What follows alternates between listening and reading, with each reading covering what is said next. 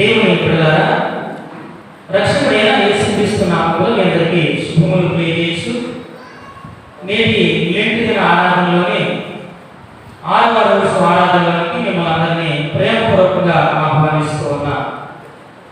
చదువుకున్న లేఖన భాగము పౌలు గలతీయులకు రాసిన పత్రిక 2వ అధ్యాయము 1వ వచనం నుండి 6వ వచనం వరకు మనం చదువుగా విని ఉన్నాం.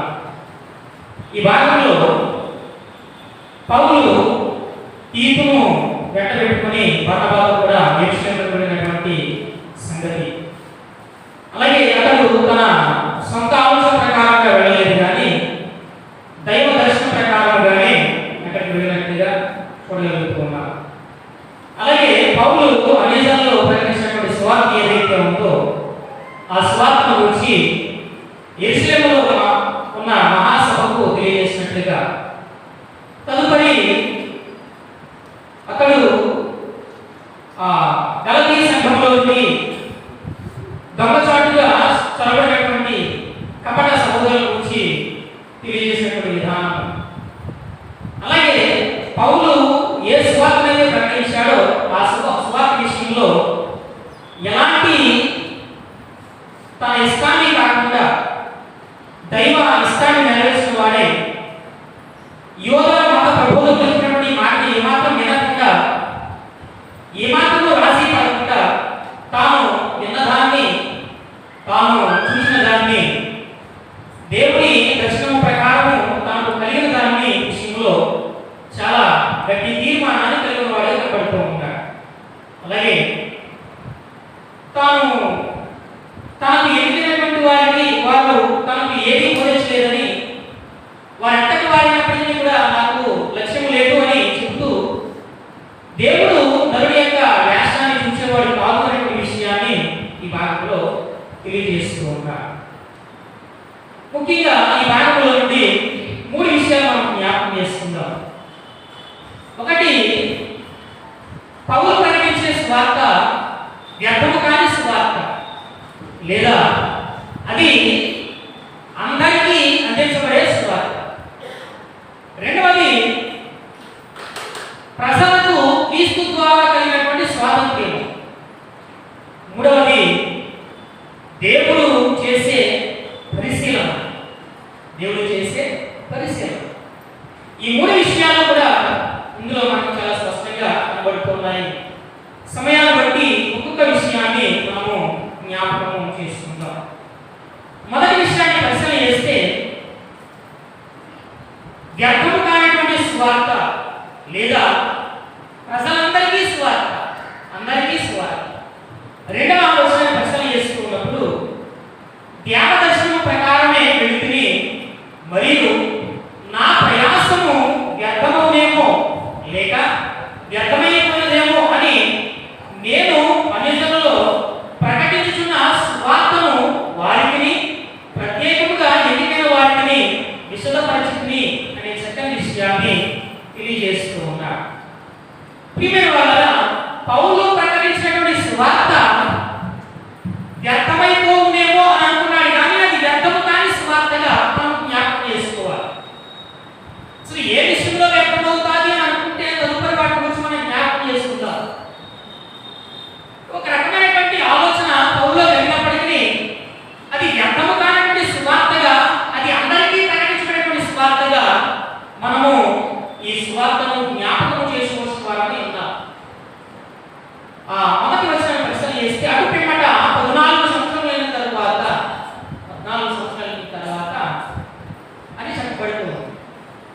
పిల్లల, దేవుని దర్శనాన్ని పొందుకున్నటువంటి ఈ సౌలు అరేబియా దేశానికి వెళ్ళి అక్కడ ఎన్ని దినాలు ఉన్నాడో మనకు స్పష్టంగా చెప్పలేదు కానీ తదుపరి దమస్కు పట్టణానికి వచ్చి సువార్త ప్రకటించినటువంటి వాళ్ళే కనబడుతూ ఉన్నారు. ఇంచుమించుగా 3 సంవత్సరాలు దమస్కు ప్రాంతంలో సువార్తను ప్రకటించి అన్నట్టున్నాడు. 17వ సంవత్సరంలో వెంటనే అరేబియా దేశంలోకి వెళితిని, పిమ్మట దమస్కు పట్టణంలోకి వెళితిని, అటుపైని 3 సంవత్సరాలైన తర్వాత క్యాపాను పరిచయం చేసుకున్నానని తెలియజేస్తూ ఉన్నాడు. ఆ దమస్కులో ఉన్నటువంటి శిష్యులతో కొన్ని జనాలు ఉండి అక్కడ సువార్తను ప్రకటించి తనకు తగినటువంటి కొంత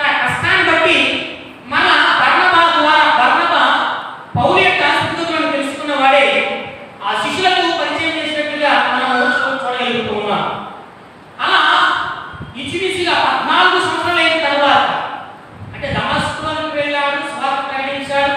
తదుపరి కిలికియా ప్రాంతానికి వచ్చాడు, సువార్త ప్రకటించాడు.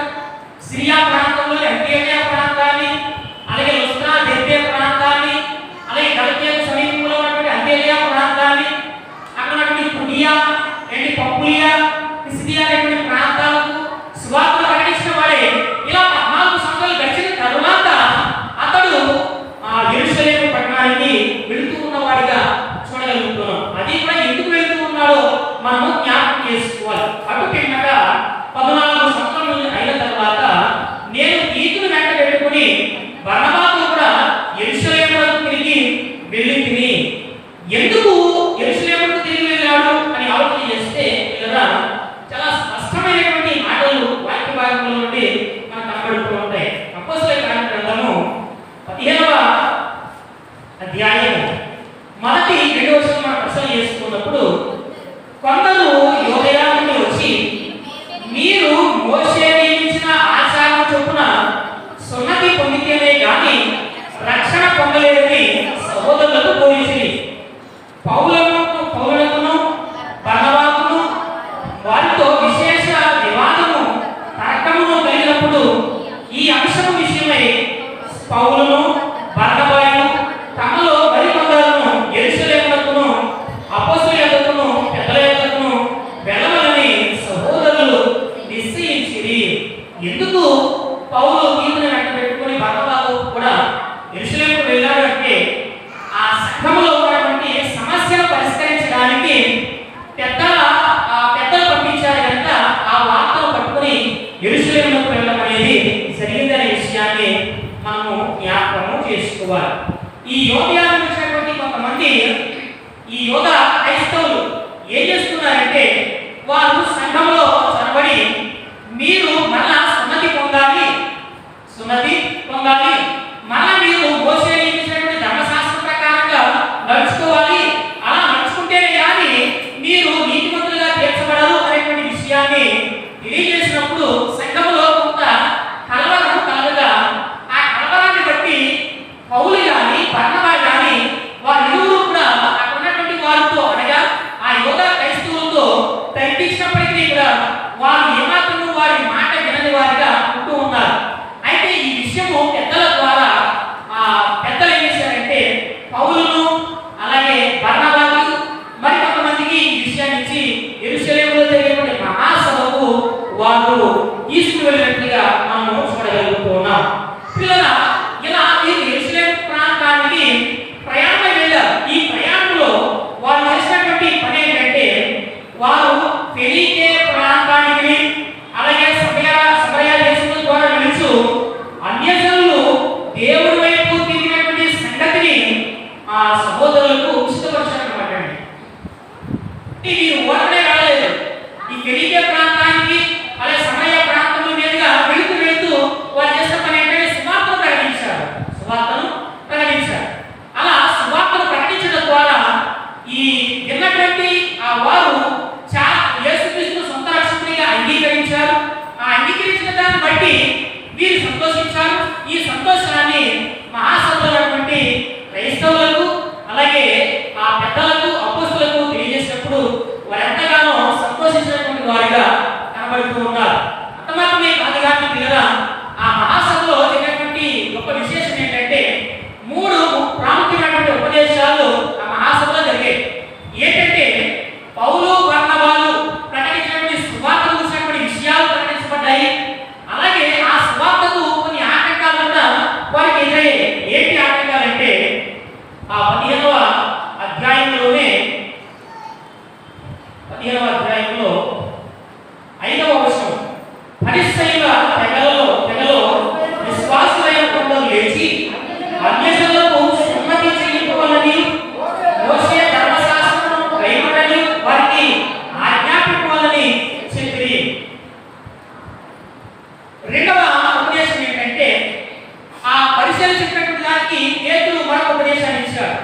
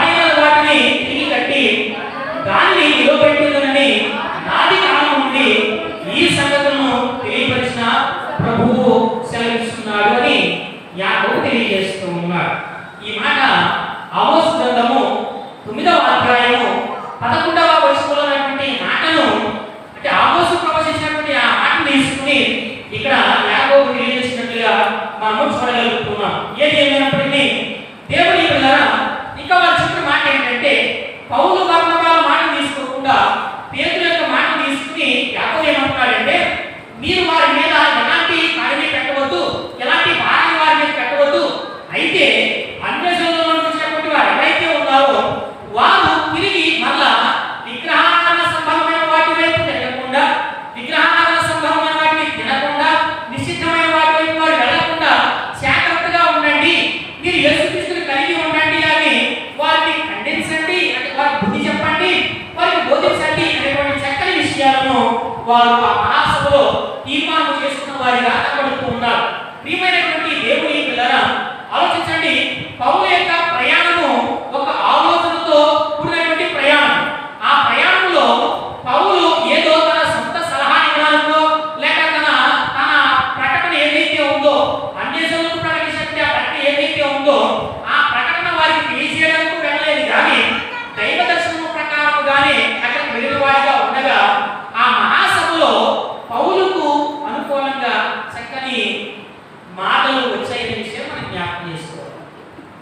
ఏంటి మాటలంటే, అన్యజనులకు కూడా సువార్తను ప్రకటించాలి, అన్యజనులు సున్నతి పొందవలసిన పని లేదు, అన్యజనులు ధర్మశాస్త్రాన్ని పాటించవలసిన పని మాత్రము లేదు అనేటువంటి చక్కని విషయాలు వారికి అనుకూలంగా వచ్చినట్లుగా మనము చూడగలుగుతున్నాం. పౌలు తన సువార్త రిపోర్టు ఆ యెరూషలేములో అప్పగించడానికి వెళ్ళలేదు, ఏంటి లేదా ఆ అపోస్తలుల ద్వారా మరలా ఎక్కడికి వెళ్ళాలి, ఏ ప్రాంతానికి వెళ్ళాలి అని వారు అనుమతి తీసుకోవడానికి అక్కడికి వెళ్ళలేదు, కానీ దైవ దర్శనం ప్రకారంగానే అక్కడికి వెళ్ళినట్టుగా మనము చూడగలుగుతున్నాం. ప్రియమైనటువంటి దేవుడుగా చివరికి ఆ మహాసభలో తెలియజేసినటువంటి తీర్మానం ఏంటంటే, రక్షణ అనేది ఏ ఒక్కరి సొత్తు కాదు, ఏ ఒక్కరి సొత్తు కాదు.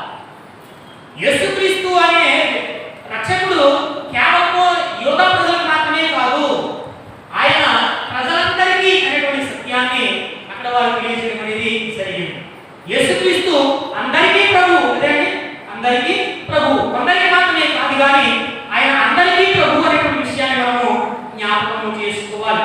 మతాచారాలకు నియమాలు ఉన్నాయి, కానీ రక్షణకు నియమాలు అనేవి లేవు, కదండి. ఐదవ సాంప్రదాయంలో మతాచారాలకు కొన్ని నియమాలు ఉంటాయి, కొన్ని నిష్టలు ఉంటాయి. అయితే పిల్లల రక్షణ అనే దానికి నియమాలు ఏమీ లేవు. రక్షణకున్న నియమం ఒకటే, బాప్తిస్మము. అది కూడా నమ్మి బాప్తిస్మం పొందిన వాడు రక్షింపబడును, నమ్మని వారికి శిక్ష విధింపబడును. అంతేగాని ఇక ఆ యేసుక్రీస్తుని అంగీకరించిన తర్వాత సున్నతి పొందాలి, సున్నతి పొందాలి, మళ్ళీ ధర్మశాస్త్రాన్ని పాటించాలి, ఇలాంటివి ఏమీ లేవు. అయితే పిల్లల యోధా క్రైస్తవుల యొక్క ఆలోచన ఏంటంటే, వారి ఆలోచన వారు చాలా క్రైస్తవులైనా, యోధా క్రైస్తవులైనా, ఇతర క్రైస్తవులైనా వారందరినీ కూడా మోసే ధర్మశాస్త్రం ప్రకారం నడిపించాలి. అలా నడిపించి ఆ నియమాల్లోకి వారిని తీసుకువెళ్ళాలి, ఆ నియమాల్లో నుండి వారిని మళ్ళా కృష్ణ నడిపించాలి. ఇలాంటి ఆలోచన వారు కలిగి ఉన్నారు. ఇలాంటి ఆలోచన వారు అంటే ధర్మశాస్త్రానికే ప్రాముఖ్యత ఇచ్చారు, కానీ క్రీస్తు నమ్ముకున్న యేసుక్రీస్తు వారు చేసినటువంటి ఆ త్యాగపూర్వకమైన కార్యానికి, ఆ శిలువ మరణానికి, ఆయన చేసినటువంటి ఆయన కలిగినటువంటి పునరుద్ధానానికి వారు ప్రాముఖ్యతను ఇవ్వలేనటువంటి వారిగా కనబడుతూ ఉన్నారు. అయితే ఇలా ఒకప్పుడు సువార్త అనేది ఇశ్రాయేలీయులకే పరిమితం కావచ్చు, ఏంటి రక్షణ అనేది ఇశ్రాయేలుకే పరిమితం కావచ్చు, కానీ సువార్త అనేది ఇశ్రాయేలీయులకే కాదు, అది అందరికీ, అది అందరికీ. పేతురు కూడా ఒక సందర్భంలో కొర్నేలి విషయంలో ఆయన కొర్నేలి ఇంటికి వెళ్ళడానికి చాలా సంశయించాడు, కదండి, సంశయించాడు. అయితే ఆ రాత్రి దేవుడు దర్శనం ద్వారా మాట్లాడి, కేవలము దేవుడు ఎన్నిక చేసినటువంటి వారిని ఎవరు ధృవీకరించడానికి వీలు లేదు, దేవుడు చేసినటువంటి వారిని ఏ మానవుడు కూడా ధృవీకరించడానికి వీలు లేదు అనేటువంటి చక్కని విషయాలను అపోస్తలుల కార్యములు 10వ అధ్యాయంలో పేతురుకు చెప్పినటువంటి దర్శనంలో మనం చూడగలుగుతున్నాం. పిల్లరా, అంటే ఆ మాటను బట్టి పేతురు కూడా ఏమయ్యాడంటే, కేవలం రక్షణ అనేది యూదులకే కాదు, ఏంటి అన్యులకు కూడా అనేటువంటి చక్కని ఆలోచన కలిగిన వాడే అతడు అన్యులకు కూడా సువార్త ప్రకటించినటువంటి వాడిగా కనబడుతున్నాడు. అదే తలంపుతో యేసుక్రీస్తు వారు ఆ దమస్కు ప్రాంతంలో పౌలును దర్శించాడు కనుక, ఏ ఉద్దేశంతో అయితే ఆయన దర్శించాడో, పౌలుని ఏ ఉద్దేశంతో ఆయన పిలుచుకున్నాడో ఆ ఉద్దేశాన్ని పౌలు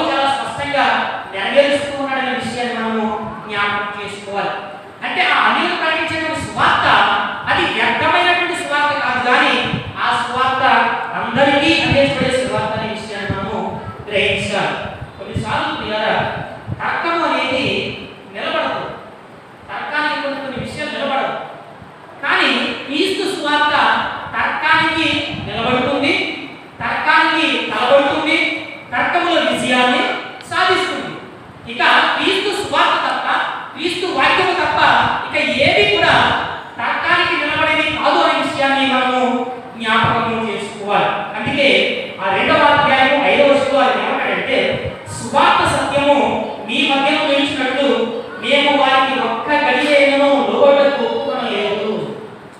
ఒక అవకాశం కూడా వారికి ఇవ్వలేదు. ఒక అవకాశం కూడా వారికి ఇవ్వలేదు. పిల్లల పౌలు చాలా ఓర్పు సహనమైనటువంటి వ్యక్తి చాలా విషయాల్లో.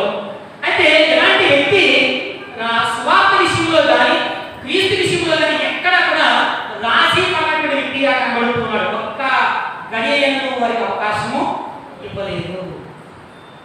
కొన్నిసార్లు ఇతరులను బట్టి మనం రాజీ పడవచ్చు, కానీ సువార్త విషయంలో రాజీ పడడానికి అవకాశం అనేది లేదు.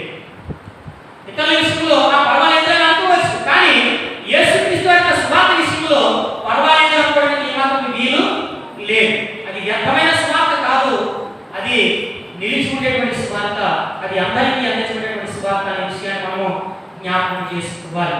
సువార్త అనేది నమ్మే ప్రతి ఒక్కరికి కూడా అది రక్షణ సంబంధమైనదే. నమ్మే ప్రతి ఒక్కరికి అది రక్షణ సంబంధమైనది.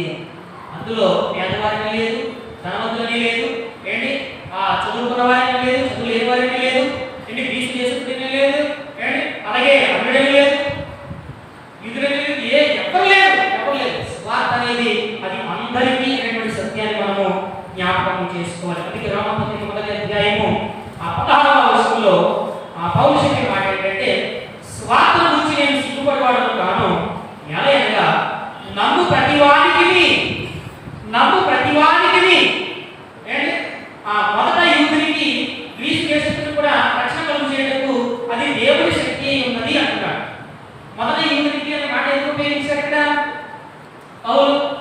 పౌలు ఆ మాట ఉపయోగించడంలో మరొక విషయం కూడా మనం జ్ఞాపకం చేసుకోవాలి. ఏంటంటే అపోస్తలులు మొదట ఎవరికి ప్రకటించారంటే యూదులకు ప్రకటించారు.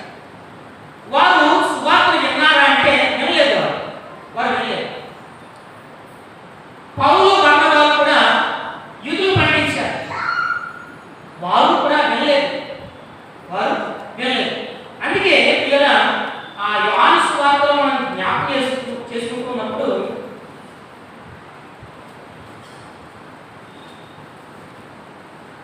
యోహాను సువార్త అపోస్తలుల గ్రంథము 11వ అధ్యాయము 46వ వచనంలో అప్పుడు పౌలు బర్నబాయు ధైర్యంగా ఉండండి, దేవుని వాక్యము మొదట మీకు చెప్పుట ఆవశ్యకమే, అయినను మీరు దాన్ని త్రోసివేసి మిమ్మల్ని మీరే నిర్దేశములకు అపాత్రులుగా ఇచ్చుచున్నారు కనుక ఇదిగో మేము అన్యులకు పిలుస్తున్నాము. ఇక్కడ పౌలు ఏమంటాడంటే రోమపత్రికలో మొదట యూదునికి అంటున్నాడు. ఒకవేళ యూదుడు ఒక ప్రాంతంలో ఒక్క యూదుడు ఉంటే మొదట ఆ యూదుడు రక్షించబడిన తర్వాత అన్యులని కాదు, ఆ యూదుడు రక్షించబడిన తర్వాతే అన్యులని కాదు, కానీ ఒకవేళ వానికి ప్రకటించబడిన తర్వాత వాడిని నమ్మితే బ్రతుకుతాడు, నమ్మకపోతే అన్యులకు ఆ సువార్త ప్రకటించబడుతుంది. అంతేగాని ఆ యూదుడు నమ్మిన తర్వాతే అన్యులని కాదు. ఇలా యేసుక్రీస్తు వారు కూడా మాట్లాడుతూ చక్కని మాట, కనాను స్త్రీ విషయంలో నశించిన ఇశ్రాయేలుకి నేను పంపబడినది కానీ ఇతరులకు నేను పంపబడలేదు కానీ చక్కని విషయం జ్ఞాపకం చేశారు.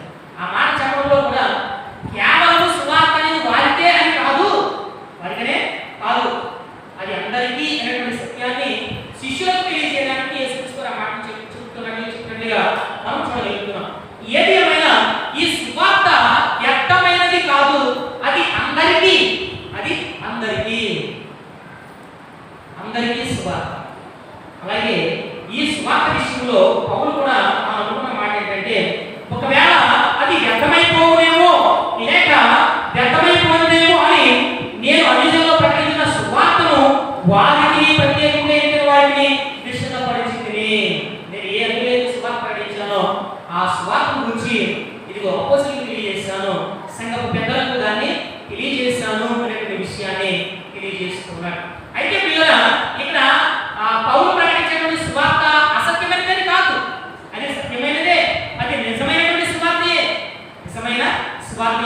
అయితే ఆ సువార్తకు మార్గం సరళం చేయబడింది ఆ మహాసభలో అనే విషయం మనము గ్రహించాలి. రెండవ విషయం ఏంటంటే 4వ వచనంలో మనము దాసులుగా చేయవలనని క్రీస్తు యేసు వలన మన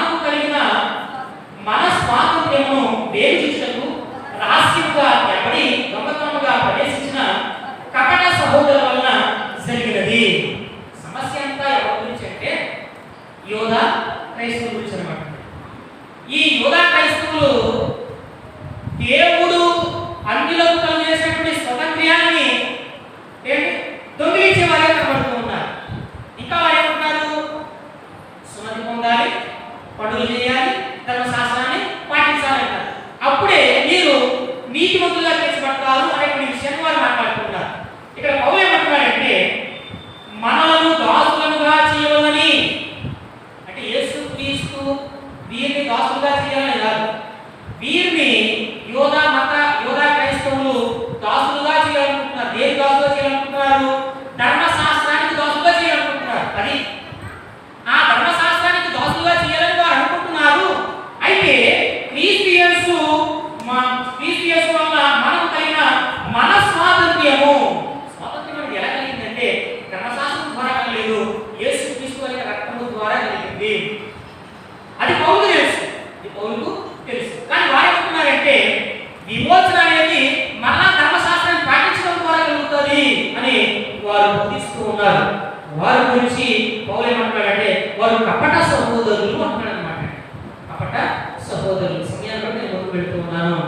యేసుక్రీస్తు వారి ద్వారా ప్రజలకు విమోచన కలిగింది, అలాగే పాపముల నుండి విడుదల కలిగింది. ధర్మశాస్త్రం నుండి కూడా యూదులకు విడుదల అనేది కలిగింది. అది పౌలుకు తెలుసు, అది వారికి తెలుసు. అయితే దాన్ని గ్రహించలేనటువంటి వారిగా వారు ఉంటున్నారు. ఇంకా ధర్మశాస్త్రం అని వారు పట్టుకుంటూ ఉన్నారు. ఇంకా ఈ పత్రిక అంతటి మనం ముందు కాలంలో జ్ఞాపకం చేసుకుంటుంది కదా, అది బాల శిక్షకుడు. మరలా ఇంకా మనం నేర్చుకుంటే ఏముంది? అది ఒక బాల శిక్షకుడు మాత్రమే.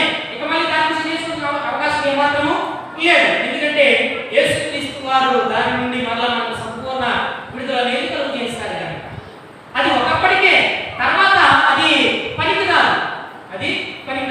అయితే ధర్మశాస్త్రం పాపం అంటే ఏంటో తెలియజేస్తుంది. పాపము నుంచి విడుదల అనేది ఏంటో తెలియజేయలేకపోయింది. యేసుక్రీస్తు వారు పాపముల నుంచి విడుదల కలుగు చేయడానికి ఆయన పాపము లేని పాపమూర్తిగా ఈ లోకానికి వచ్చి తన రక్తము ద్వారా పాప విమోచన కలుగు చేసి ధర్మశాస్త్రంలో తన గురించి ఏదైతే చెప్పబడిందో దాని అంతటినీ కూడా ఆయన నెరవేర్చిన వాడిగా కనబడుతూ ఉన్నారు. ఇక మనలో ధర్మశాస్త్రంతో పని ఏముంది? ధర్మశాస్త్రంతో ఉన్న పనులతో మనకు సంబంధం ఏముంది? ఏ సంబంధము లేదు. క్రీస్తు మనను స్వతంత్రులుగా చేసుకున్నాడు. అయితే మనల్ని మళ్ళా దాసులను చేయాలని ఈ కపట సహోదరుల వల్ల జరిగినటువంటి సమస్యే కానీ మరి ఎవరి ద్వారా జరిగిన సమస్య కాదు అనే విషయాన్ని ఇక్కడ పౌలు చాలా స్పష్టంగా తెలియజేసిన విషయాన్ని మనం గ్రహించాలి.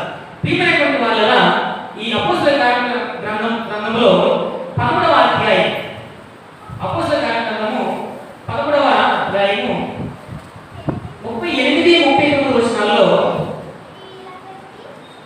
కాబట్టి సహోదరులారా మీకు ఈయన ద్వారానే పాప క్షమాపణ పొందవచ్చున్నదనియు మీరు మోసే ధర్మశాస్త్రం వల్ల ఏ విషయంలో నీతిమంతులుగా తీర్చబడలేకపోతుందో ఆ విషయములన్నిటిలో విశ్వసించి ప్రతి వాడు ఈయన వల్లనే నీతిమంతులుగా తీర్చబడనియు మీకు తెలియనుగాక.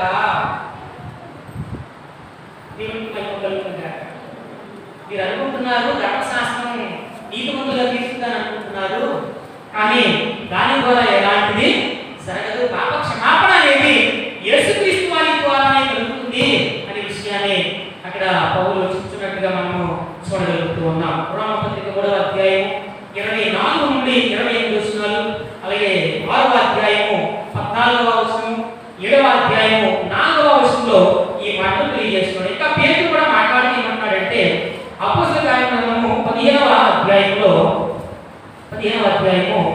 10, 11 వచనాల్లో, గనుక మన పితరులైనను మనమైనను మోయలేని కాడిని శిష్యుల మెడ మీద పెట్టి మీరెందుకు దేవుని శోధిస్తున్నారు? ప్రభువైన యేసు కృప చేత మనము రక్షణ పొందుమని నమ్ముతున్నాము కదా, అలాగే వారును రక్షణ పొందుతున్నారు.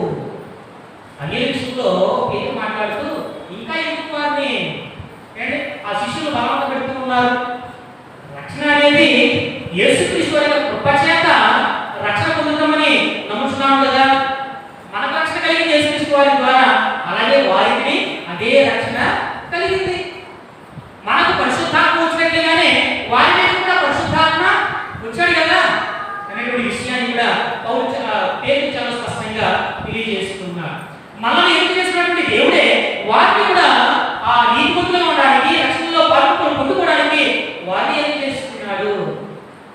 అది క్రీస్తు ద్వారా మనకు కలిగినటువంటి స్వాతంత్ర్యము అనేటువంటి విషయాన్ని పౌలు చాలా స్పష్టంగా తెలియజేస్తున్నాడు. కపట సహోదరుల ద్వారా సమస్య అనేది కలిగింది.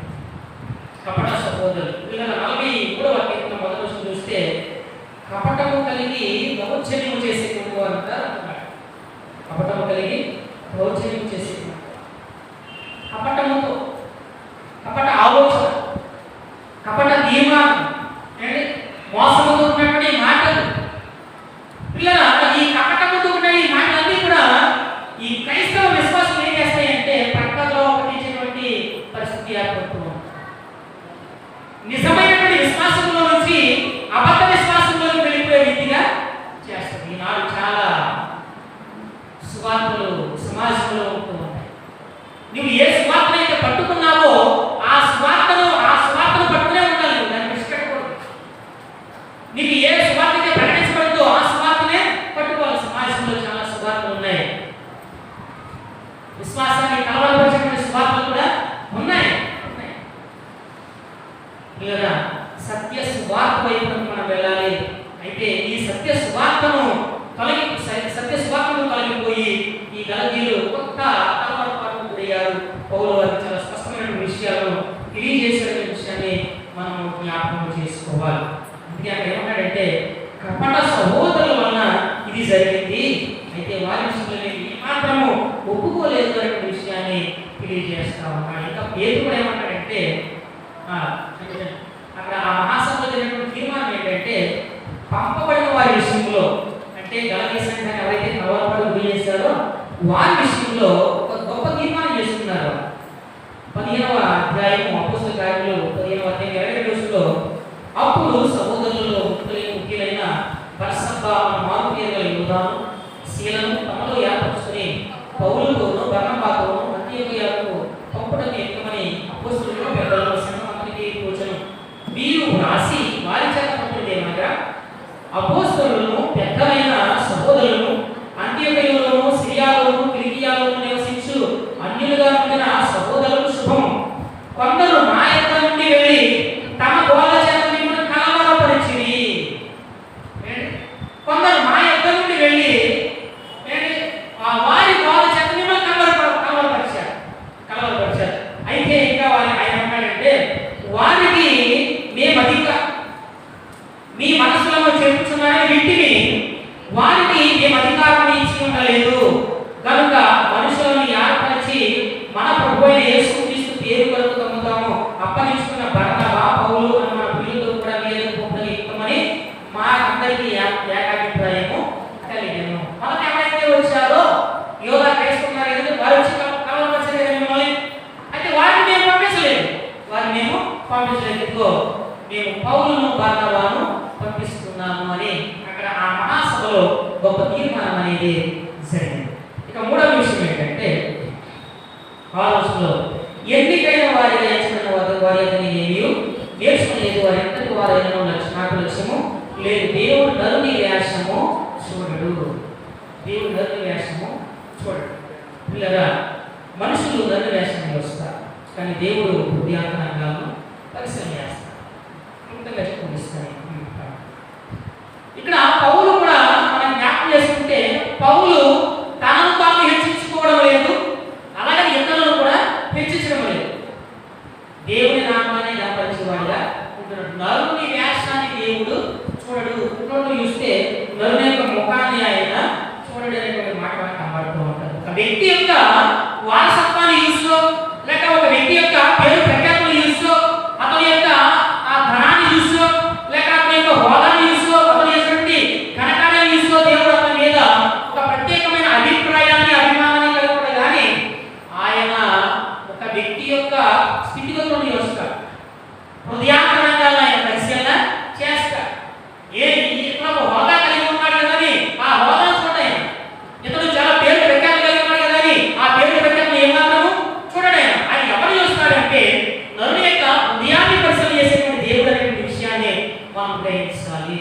హృదయాంతరంగాలు పరిశీలన చేసేటువంటి దేవుడు ప్రతి ఒక్కరిని కూడా ఆయన జాగ్రత్తగా పరిశీలన చేసుకోవాలి. కనుక పిల్లగా మనం అనుకోవచ్చు, మా హోదాన్ని బట్టి కలిగింది అనుకోవచ్చు, నాకున్న పేరు ప్రఖ్యాతిని బట్టి కలిగింది అనుకోవచ్చు,